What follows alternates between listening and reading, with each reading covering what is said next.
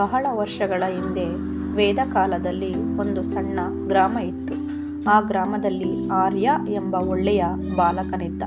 ಅವನ ತಂದೆ ವೇದಗಳನ್ನು ಓದುತ್ತಿದ್ದ ಋಷಿ. ಪ್ರತಿದಿನ ಅವರು ಯಜ್ಞ ಮಾಡುತ್ತಾ ದೇವರನ್ನು ಪ್ರಾರ್ಥಿಸುತ್ತಿದ್ದರು. ಒಂದು ದಿನ ಆರ್ಯ ತನ್ನ ತಂದೆಯನ್ನು ಕೇಳಿದ, ಅಪ್ಪ, ಯಜ್ಞ ಯಾಕೆ ಮಾಡ್ತೀವಿ?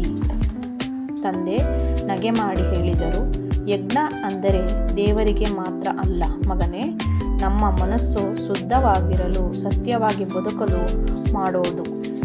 ಆರ್ಯನಿಗೆ ಅದನ್ನು ಕೇಳಿ ತುಂಬ ಆಸಕ್ತಿ ಉಂಟಾಯಿತು.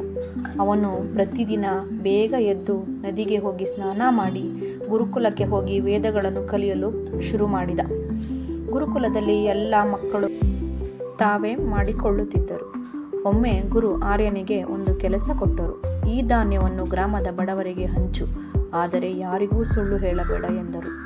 ಆರ್ಯ ಹೋದಾಗ ಕೆಲವು ಮಕ್ಕಳು ಅವನನ್ನು ಮೋಸ ಮಾಡಲು ಪ್ರಯತ್ನಿಸಿದರು. ಆದರೆ ಆರ್ಯ ಸತ್ಯವನ್ನು ಹೇಳಿ, ವೇದಕಾಲದ ಸಂಸ್ಕೃತಿ ಅಂದರೆ ಸತ್ಯ, ಶಿಸ್ತು ಮತ್ತು ಸಹಾಯ ಮನೋಭಾವ, ನೀನು ಅದನ್ನು ಪಾಲಿಸಿದ್ದೀಯ.